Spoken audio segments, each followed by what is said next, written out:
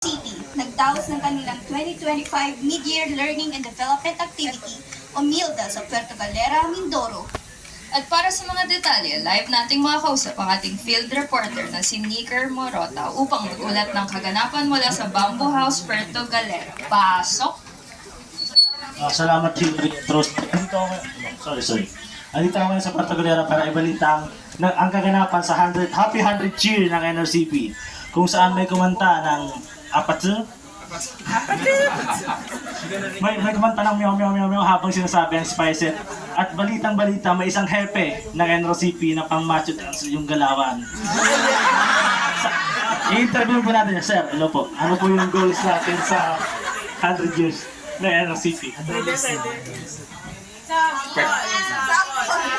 Sample! Preparation po ito kasi pagkatapos ng 100 years may career pa ako.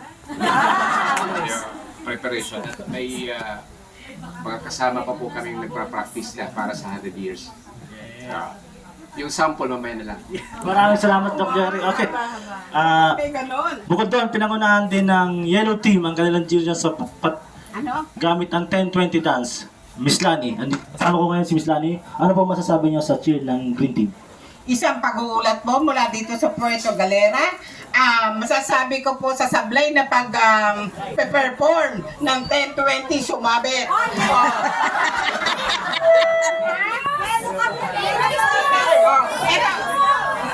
Pabayanan po sa lahat. Yellow Team po pala yung 10-20. Green Team po pala yung may pagtuwad sa harap. Green Team po pala yun. Sorry. Yellow.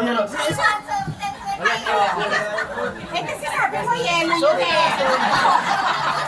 Excuse me po! Sige, correction po. Sa kabila po ng aming obserbasyon, still, may pinaraktis po ang trust, passion, dedication, compassion. Maraming salamat, Miss Lani. Ano naman pong masasabi mo, Miss Bebs? Ano naman pong masasabi niyo, Ma'am Bebs, sa cheer ng White Team na about sa spirit?